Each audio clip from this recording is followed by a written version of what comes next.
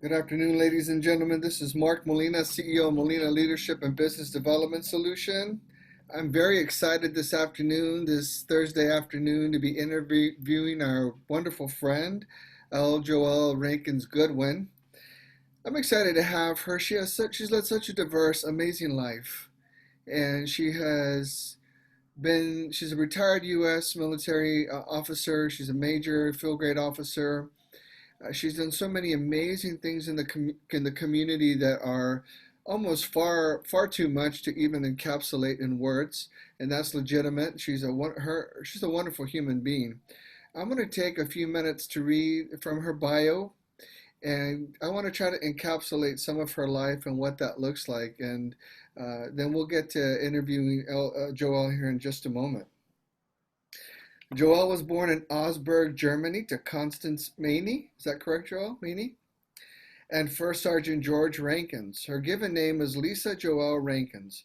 Her dad retired from the Army when she was about 3 years old. Her mom was from Portland, and this is where her father wanted to raise the children. In grade school, she was part of an experimental busing program that sent inner city kids from Portland to schools in the Lake Oswego area. She said it was an okay experience, except for they had to get up really early to catch the bus, so they got home late. She graduated from Lincoln High School in 1982, same year I graduated high school. She was a horrible student, but really popular, which garnered her the titles of Prom Queen and Rose Festival Princess. She entered the University of Oregon on academic probation. With today's academics requirement, she would never be able to enter the U of O. At the University of Oregon, she majored in communication with the dream of becoming the next Barbara Walters. The closest she's come to having her own radio show was while she was stationed in the Army in Honduras. During her sophomore year, she decided to try and help her dad pay for her college tuition by joining the ROTC program and getting a scholarship. Academics hadn't improved much by then, so she wasn't eligible for the scholarship, but she did get into the program. Upon graduation, she was commissioned as the second lieutenant in the U.S. Army Field Artillery.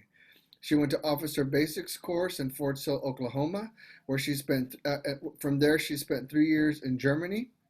Knowing that a woman in the field artillery, her chances for promotions were slim, she transferred to military intelligence. She spent time at Fort Huachuca, Arizona, Fort Detrick, Maryland, Patrick Air Force Base, Florida, Bosnia, JTF Bravo in Honduras, and the base she considers her second home, Fort Lewis, Washington. And finally, the point of her Army entry and retirement, she spent the last 6 years teaching at the University of Oregon ROTC Department of Military Science. She is retired after 24 years of military service. While she was in the Army, she earned her parachutist badge, crew member flight wings for flying 300 plus hours at the Joint Stars EC aircraft, among other awards and badges. While at Fort Detrick, she earned her master's in psychology from Hood College in Frederick, Maryland, and her academics had greatly improved by then. While living in Florida, she graduated from the Space Coast Health Institute, earning a certificate in massage therapy, and where she has worked at the University of Oregon admissions office now for about 8 years. When she's not working, she's volunteering. One of her greatest passions is working to fight against the spread of and working to educate people on the HIV/AIDS pandemic. She lost her only sibling, Scott, to the disease almost 20 years ago. She's a former member of the board of directors of the HIV Alliance, and she's president of the Lane County chapter of the University of Oregon Alumni Association, and was on the national board of directors for the UOAA. She's been a member of Southtown Rotary Club for 9 years. Over the years, she has worked in modeling and acting, and she would like to make this a more prominent part of her life. She also works as a mistress of ceremonies, or MC, for various community events. She considers herself a true patriot, and you can find her performing the national anthem at events all around the community, to include Oregon Duck basketball and baseball games. She was Mrs. Oregon America in 2009, and competed for the title of Mrs. America 2009 in Tucson, Arizona. She was a co-director of the Miss Lane County Scholarship Program, Miss America Preliminary. And most recently, she's been the assistant director and finally director of the Mrs. Oregon America Program. She's been married to her high school sweetheart, Bob, for 15 years. After college, they lost track of one another, and she found him through one of the precursors to Facebook, classmates.com. He is currently employed with Enterprise Holdings Inc. Her pride and joy, yet source of many gray hairs, is her 25-year-old son, Ian Christian Rankins, who works as a bicycle technician. Also living in her house are her English Bulldog, Patterson Winchester Virgin Klein, Patsy for short, and Gladys the cat. That, in a nutshell, is the life and times of Lisa Joelle Rankins, now Joelle Rankins Goodwin. Joelle, welcome. Thank you, Mark. I love that bio. It's kind of long, but It's hard to condense a bio. I read your resume, which your resume was significant and even longer, and rightfully so, with the many achievements and accomplishments. And I want to tell you, for those that are listening, you have so much to be proud of. You have achieved so many wonderful things. It'd be so hard to pick the one area that would be the most compelling, maybe looking from the outside in. But I see, knowing you, your father was a U.S. Army Ranger, correct? mm-hmm. And he was one of the first black U.S. Army Rangers ever in the U.S. Army. That And is true.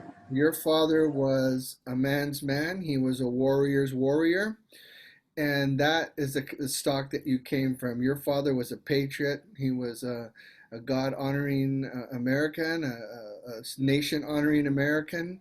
And you have this within you, this amazing desire to continue to serve this country. And I personally, as a veteran as well, I want to thank you for your military service and for the strength that you showed serving this nation all over the world. Well, thanks, Mark. There are certain types of people in the world, and they say that folks like you and I have a propensity to serve. And you're right. I'm sure that that comes directly from my dad.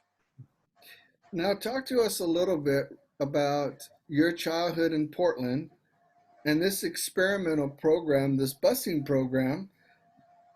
What was that like? How did that get started? What was the impact on you and your family? So my mom worked for the Portland School District. I think that's how we learned about the program.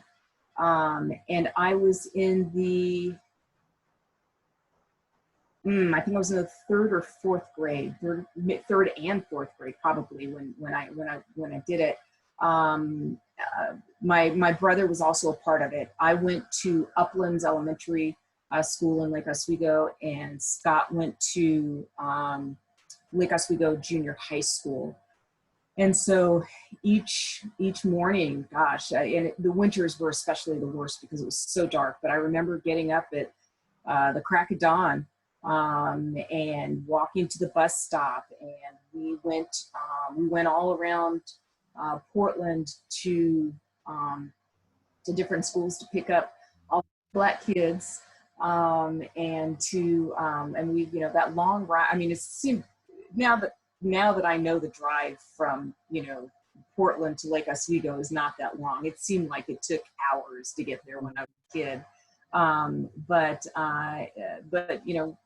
that long ride out there, and it was pretty cool. They had it set up. They didn't just send you out there and you were on your own. They had host families, and so I have a lifelong friend, Annie Meckley, was her family was my host family. So if you needed, your parents are kind of far away. And so they can't, if something happens at school, they can't come pick you up just like that. And so you had a host family for that. Or let's say there was, bad weather or something, you got stuck out there and your family couldn't come get you, the bus couldn't come get you. And so we had these host families, and Annie was in my wedding. And so, like I said, lifelong friends. So in general, it was a good experience. I can truthfully, who knows if there was any overt or not necessarily even overt, if there was any racism towards the kids going out there, or towards me specifically. But there was one instance that it sticks with me to this day. Like I said, third grade, a kid, I don't remember what he was referencing. I know he was talking to me, he was talking about me, and he called me a black sheep or something like that. And that sticks out with me to this day. Like I said, I was in the third grade. But I mean, it was an integral part of my life. I think I learned a lot from it, even at that young age. And I wouldn't take it back. How long were you and your brother part of this program? I think it was 2 years. I'm pretty sure it was third, like I said, third and the fourth grade that we did that. Now, I'm not from this state, so I'm not really sure what the demographics were like back then, but were there a lot of African American families back then living in that area that were being bused on this program to this outer perimeter school? I don't know how big the program was, how many kids fit on a large school bus. You say maybe 40 or so, something like that. I don't remember. It's something I should maybe go back just to try to learn more about. If Mom was still here, she'd be able to tell us, but she's gone now. So I'm not positive. But the bus was full. The bus was packed every morning and every night. Quick story. We were coming home. We were on our way home, like as we go to Portland, and we had not gotten too terribly far. It's a horrible, horrible night. Rainy, stormy, dark, slick streets. Our bus we got into a wreck. And the bus slid and wound up on its side. Everybody was okay. But we stopped we stopped. It was in front of a house, and all the kids got out of the house, and people who lived there took us all in until another bus came. But anyway, that was one of those defining moments stuck in my head, being bussed out to Lake Oswego. What an amazing experience just to hear about that and to understand that in this current age we have people that had opportunities to participate in those kinds of programs, and that it sounds like you did have some really positive experiences with people, and that it's good to hear, it's good to know that there are good people everywhere in the world that want to help and want to make a difference. Yeah, absolutely. So you were not a good student, but you were popular. I struggled. I struggled all of my life academically. When I got to Lincoln High School, I didn't test well. A lot of students have that problem, and so. My dad did a lot of things to try to help me out, getting me tutors and math tutors. Oh gosh, I was horrible, still am in math. But I really, really struggled a lot. And it wasn't for lack of trying. Mm-hmm. I tried really hard.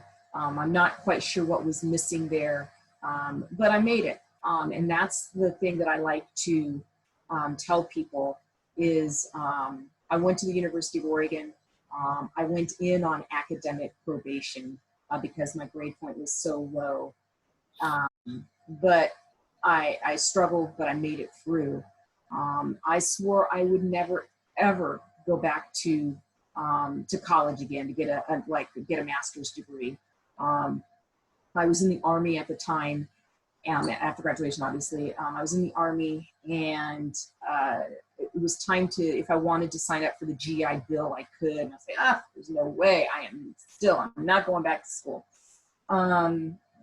But then a few years had passed, and something led me to believe that, well, I needed to. One, when you're in the military, if you want to, there's certain points you get to that you know that if you want to be promoted, you need to go ahead and either get a degree or get a further degree.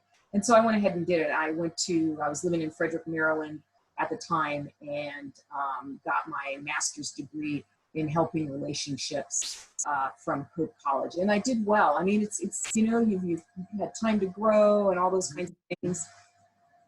I like to tell this story. I hope you don't mind, I jump ahead. I'm working missions at the University of Oregon, and I've been there for about 8 years. I like to tell that story to the prospective students and their families that I'm talking to. I was not a good student at the University of Oregon. And I know a lot of people I wasn't a good high school student.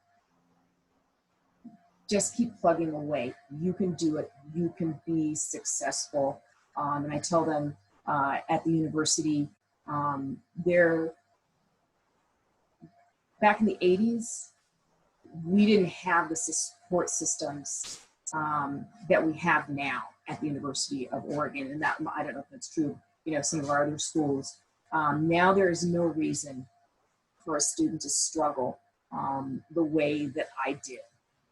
There's so many outlets, academic advising and other, just all kinds of things to help, so many services to help a student succeed. And that's why I'm proud to be back at my alma mater, out recruiting the best and the brightest to become Oregon Ducks, because I know that they can succeed. I know that they will do well, and it's a place that I'm proud to be. So let's talk a little bit about, first of all, just let me make a statement that academic achievement is not the only sign of intellect. It's not only the sign of leadership. It's not only the sign of accomplishment. But when you get to add that to the other areas of life, it's an enhancement, and there's many forms of education. I think you'll agree with me. So, yeah, absolutely. Yeah, so it's great to hear that humble, sincere responses on your part. That the process required a lot of personal investment and hard work. Let's talk a little bit about what did come naturally for you, and how you were able to use that to some of this achievement in high school. Prom queen. What was that again? Yeah. Well, Prom queen. yeah, sure. So, I mean, that's a legitimate. You're popular because I'm sure you could speak well, you could interact with people well. That's leadership, and how that transitioned from high school and helped you into college, going into ROTC. Yeah, it's funny. Believe it or not, I was a really shy little girl, and I followed my dad around everywhere. He avid golfer. I was out on the golf course with him, not golfing, just following and making him mad because I was playing in the sand traps. But I was a really shy kid, and my dad worked a lot to try to bring that shyness, get that shyness out of me, and we. I was going somewhere with that. Well, one of the first things that he did, and this is how I got started in pageants. There was a woman in Portland who had, I guess, was just starting up a pageant. It was called the Junior Miss Black Oregon pageant. And these were young ladies. I don't know what the age limit was, but I was in probably middle school, maybe even, I was younger than that, 5th grade. And that was a way for me, Dad signed me up, although he couldn't stand pageants in what he thought that they stood for, but he got me signed up. He wanted to help this woman. And so that put me out there on stage. He he helped me by, he got his good friend who was a pianist to be my accompaniment for the song that I sang at the pageant. So anyway, that was one start to getting me out there and you know, again, trying to come out of my shell. Um, and again, both my parents were members of the Albina Lions Club, Lions International. And I watched all the things that they did in the community there. And I followed my dad around when we would take food boxes to families in the communities and things like that. So again, I mean, I guess I kind of have my dad to thank for really encouraging me and making me the person that I am today. But I have to give mom equal time. Um, Dad got me signed up for the pageant. Mom says she walks like an elephant. You want her to get up on stage and do what?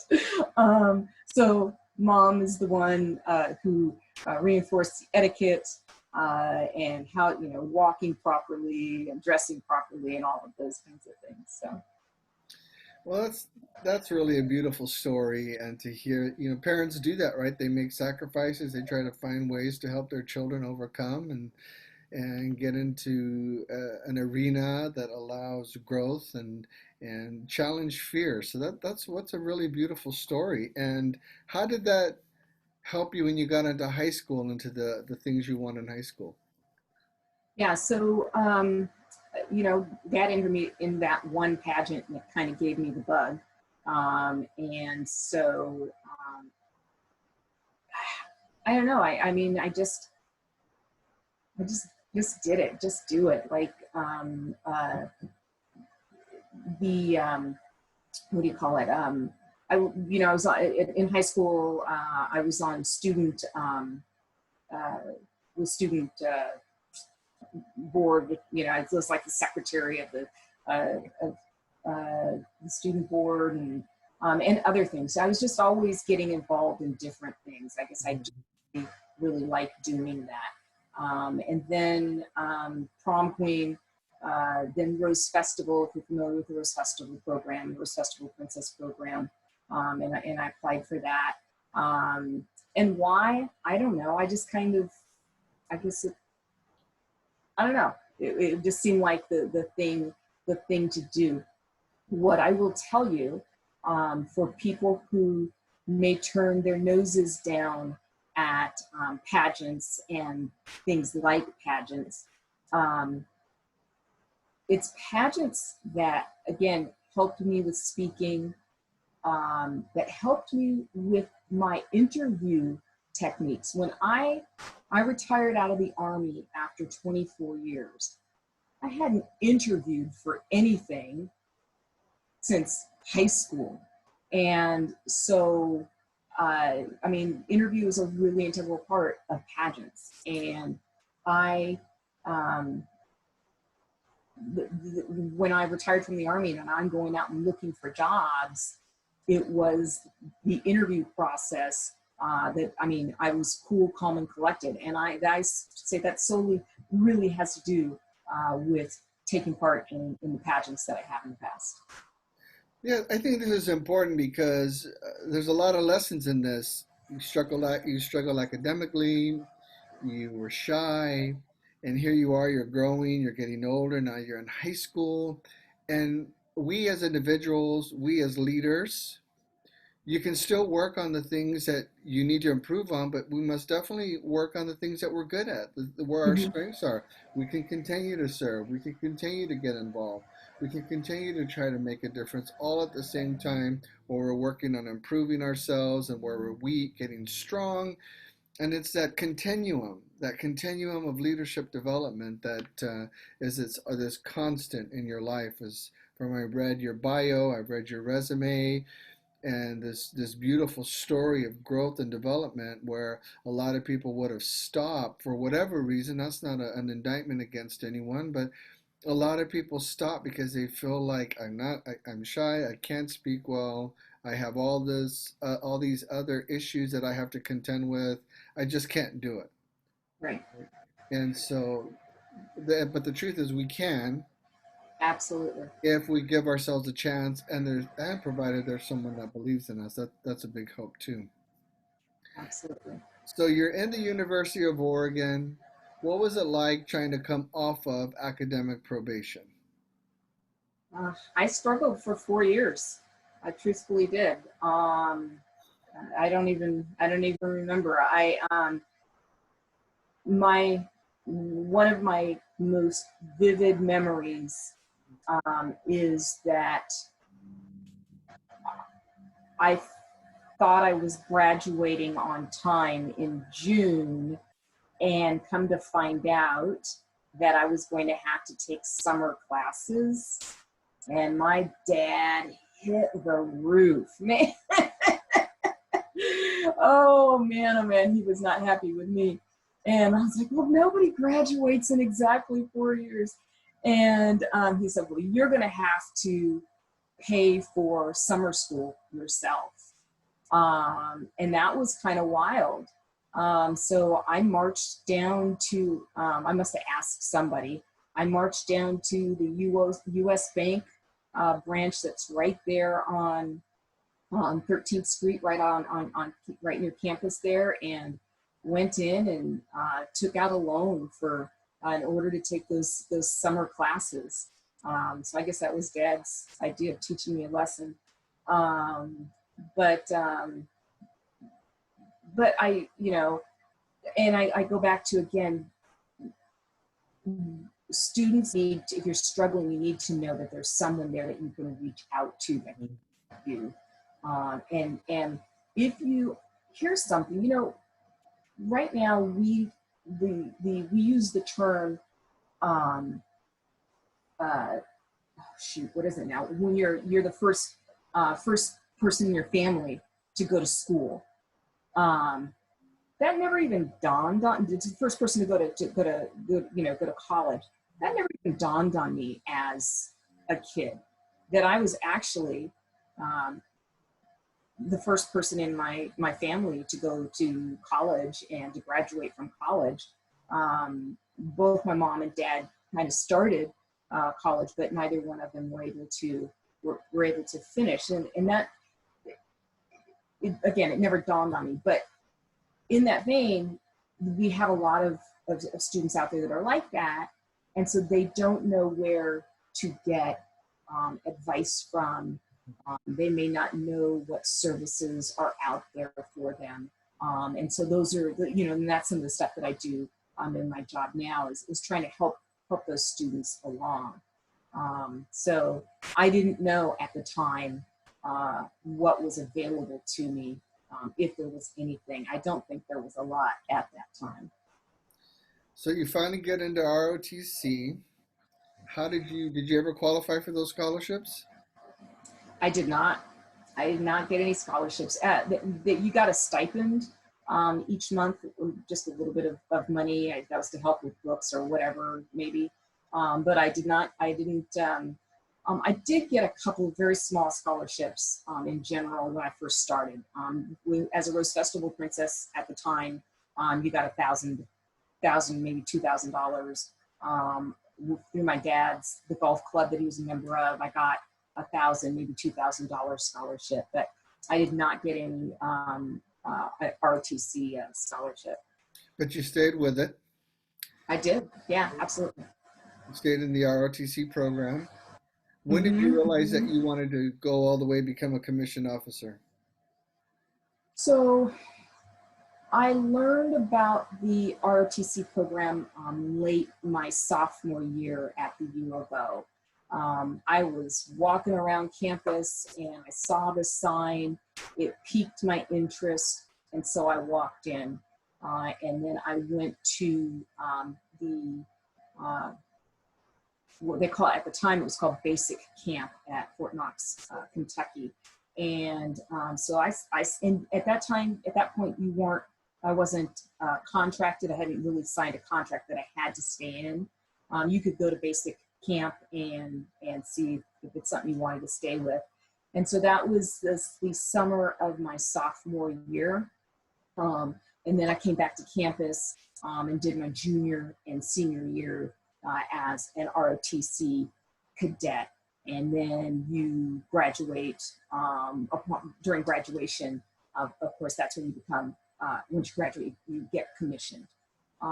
So my mom was an excellent Army wife. But she was not happy when I said that I was going to sign up for Army ROTC. She said, "You're just doing this because of your dad." And I'm like, well, kind of, sort of. I mean, I'm doing it because I know of the Army because of Dad, but I'm doing it because it seems like something that I would enjoy doing. So. What did your father say to you about that time? It's a good question. I think that he was happy about it. Probably something, hopefully, about getting scholarships that I didn't get. But he was. I do remember him being supportive. I don't remember exactly what his words may have been. At that time, you went to Officer Canada School. It's probably 1988, 89. Let's see. No, 80. I graduated in 86, so 84. I went to basic camp. 85 is they have different names now. Advanced camp up at Fort Lewis, Washington. And then I was commissioned into the field artillery.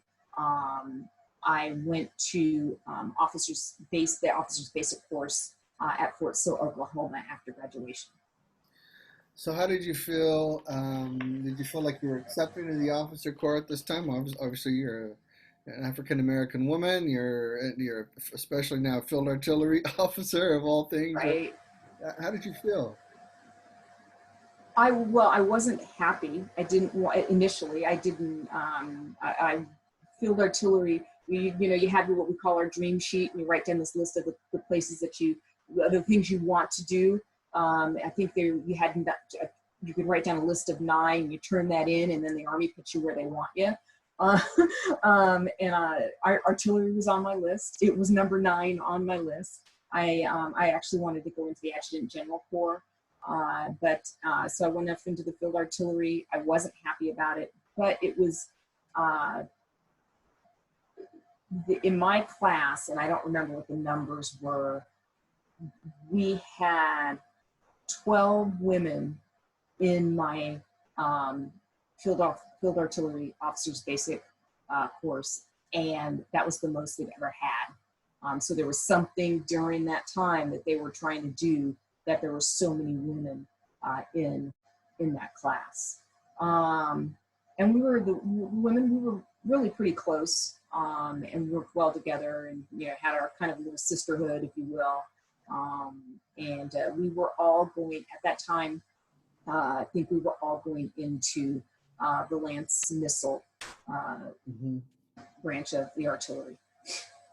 Yeah, I remember when those missiles first came out. Yeah.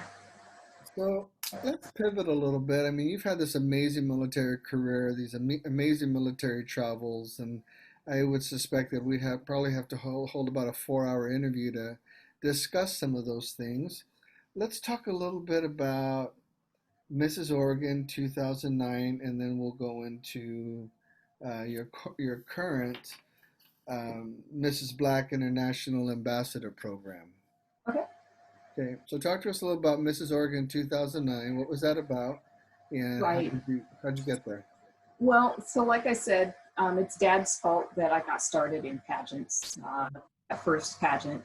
I will say I graduated. I did a few pageants along the way. I did, I was in Miss Portland during high school. I was in Miss Oregon USA during high school. Didn't do anything.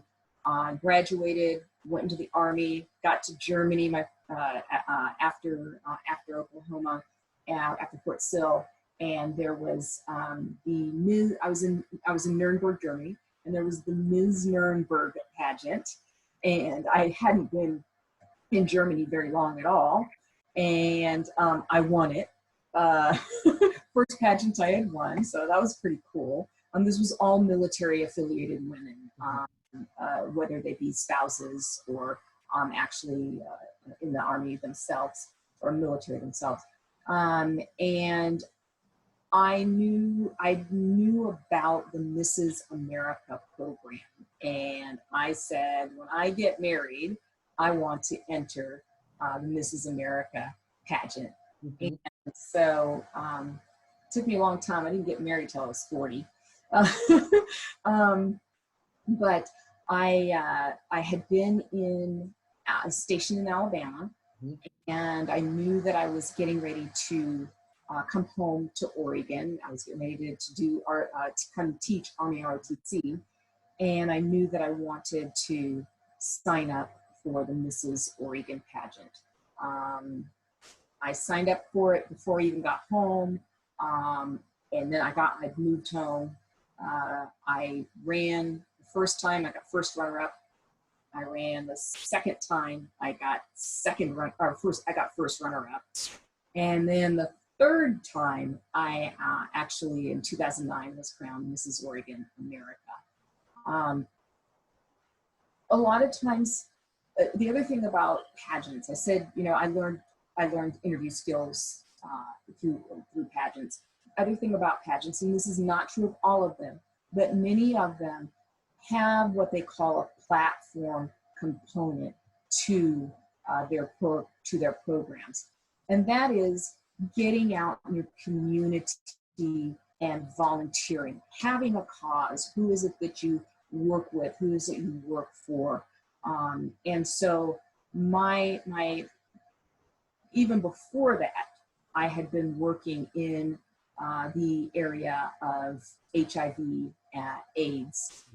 And that started when I lived, again, I was still in the Army when I lived in Florida, and I lost my brother. So I continued to move around with the Army. And so wherever I went, I was always seeking out those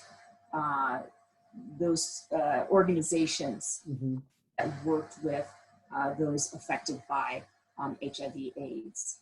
And so that's what I did. I'm going out and speaking to people, volunteering, whatever, with organizations that are working with HIV AIDS.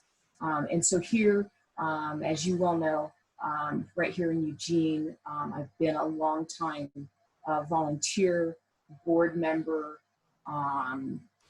MC for fundraisers, et cetera, with the HIV Alliance. And so it shouldn't have to take this, but sometimes having the crown on your head and the sash makes you light up, and people take notice, and so that's the thing again that I've worked towards with my platforms. So with Mrs. Oregon, that's what I did, and then I went on to compete, like I said, at Mrs. America in 2009, and so it's something I'm really proud of. I worked hard at. It's a hobby. It's a competition, but for me, it's more of a competition with myself to make myself better. When I was done with Mrs. Oregon, I still liked being a part of the organization and helping out. And so I spent many years assisting, being a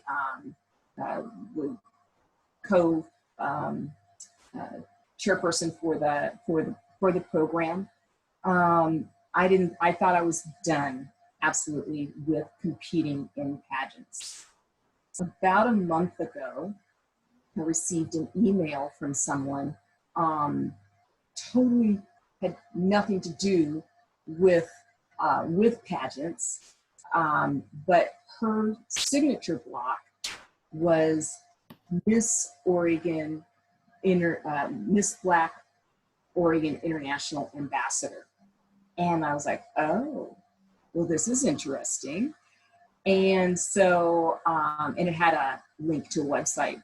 And so I went to that website, and I was very, very intrigued what the MBIA stood for and what it was about. Yes, it's a pageant, but one of their mottos is ambassadors for change. These are Black women going out and making a difference in their communities. And this is an international program, so it's not just in the United States. So I started going into that. Did you have any other questions that? Well, yeah, let's talk about that real quick now. So you're doing a great job. You're answering the many other questions I had, so I have to ask any. But uh, now in this international competition, is it the same as your other pageants criteria, or will you be traveling internationally in competitions against some of the other ladies? so we will next June is the international competition, and it will actually take place in Florida. So yes, it has some of the same components. It will still be an interview. There is an interview, there's fitness wear, and there's evening gown. But we also will have to present on stage and talk about our platform and how how am I an ambassador for change. Something I'd like to talk about, because I think a lot of people might wonder, why is there a pageant for Black women, right? Mm-hmm. Mm-hmm. And I think it's a really it's a good question, and it's one of those things that goes along with all that's going on today. Pageants for Black women were started probably some time ago. Well, heck, like I said, I was in the Junior Miss Black Oregon pageant when I was in the 5th grade. Mm-hmm. Because how long did it take for us to get our first Black Miss America, Vanessa Williams? How long did that take? Entirely too many years, right? From the beginnings of Miss America. In Portland, at the Rose Festival, the first Black Rose Festival queen was Robin Marks, a good friend of mine, also a graduate of Lincoln High School in Portland. Probably 1984. She was the first Black queen. And the Rose Festival has been around since the early 1900s. Why did it take so long? So these pageants for women of color were started because we couldn't compete. Mm-hmm. Enter, but you weren't going to win. You probably weren't even going to place. It's only been in recent years, very recent years, maybe the last 2 years, that at Miss USA, maybe even Miss America, that a Black woman won with her natural hair. Mm-hmm.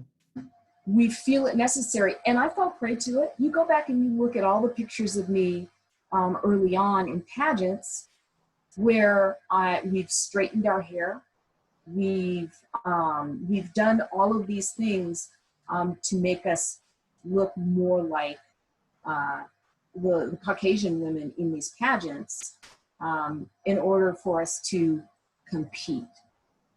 So that's why I think that this pageant's awesome, that the MBIA and what it stands for and what we can do.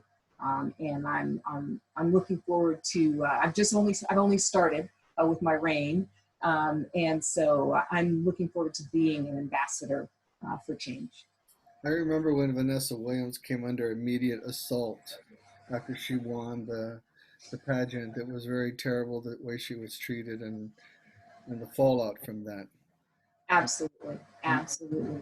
America Yeah. wasn't ready for a African American Miss America. Nope, not at all. So these other women that are involved, just trying to understand, since it says it's international pageant. Hmm. Hmm. Now, is there one from every state, or is there one from different countries? What will that makeup look like when you go down to Florida? Yeah, absolutely. There are women from all over. There might not necessarily be one from every state. Um, uh, we, um, I know I've seen Georgia, Mississippi, Illinois. I've seen a lot of them, and they continue. So if somebody's out there and you are interested, you should definitely check out uh, the MBIApageant.com website to learn more. And I'm not sure, I'm at this point, I'm not sure internationally who all will be involved. But yeah, I'm sure that there are women, of course, from all over the world. What are some of the disciplines you're going to have to undertake to prepare yourself for this competition? Whoa, Mark! Wow. The leadership coming right back at you. Well, it's the working out. I mean, I've been working out. I'm always working out. But I am a woman of a certain age, and it's not as easy. You get it. It's not as easy to lose weight as it once was. I'm fairly fit. That'll be one of the hard parts. Just getting in the right shape, the shape that I want to be in, to get up there on stage. Things you have to work on.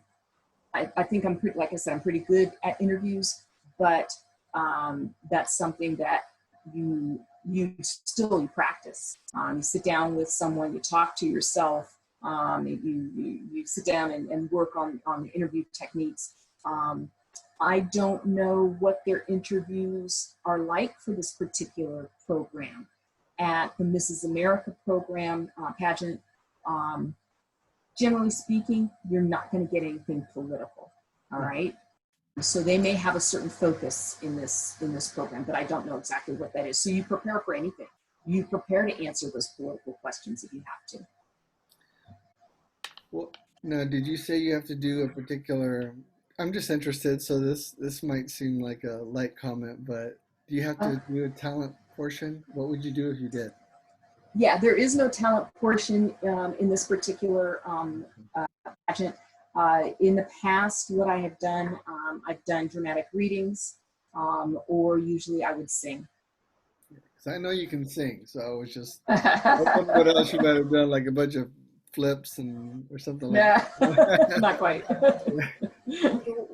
What would you like to say? This is an important moment in this important conversation. What would you like to say to young black women that are out there trying to find a place for themselves, trying to find a place for their voice, trying to find a place to participate? What would you say to them?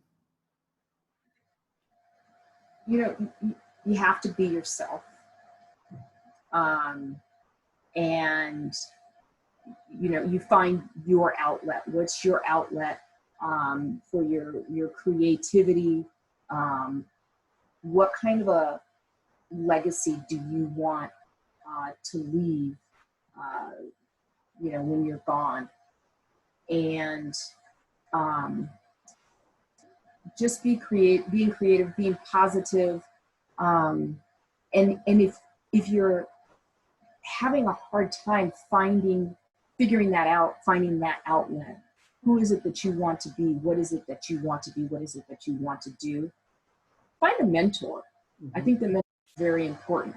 I've tried to be a good mentor to young men and women alike when I can. So I think that mentorship is very, very important. And that's another part of the MBIA program is there's different levels, and I'm a Mrs. and I've been around longer than some of the Miss or Ms. have. And so if I can be a mentor to some of these young women out there, then that makes me happy. That makes me proud. What would you like to say to leaders of any age or any stage of life or any status of life? You know, we're in the midst of a pandemic. We've got severe economic issues that are upon us locally, nationally, globally. You are a seasoned, experienced leader. You had every reason to give up and quit years and years ago, but you took every reason to stay in the game, to stay in the fight, to stay in the process. What would you say to all those that are trying to grow as leaders right now, emerge as leaders, but also those that are leaders trying to navigate this time in which we live? You can make a difference. Um, you can make a difference. And just, you may not be able to change the world, but you can make a difference just in your community. If you feel like you can't make a difference in your community,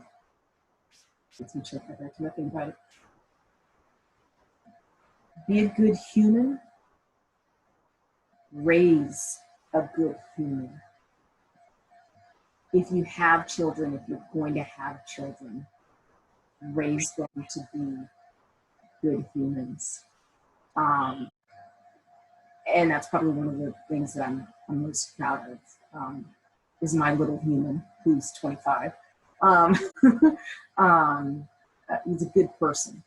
And so, you know, you can't change the world. Maybe you can't change all of Oregon, but you bring it down into bite-sized pieces. What is it that you can change? You can make a difference one small step at a time. And the first small step, if you are able, is to vote. So I'll just leave it at that. Who are some of the leaders in your life that have inspired you? Well, first and foremost is my dad, General Colin Powell. Always looked up to him.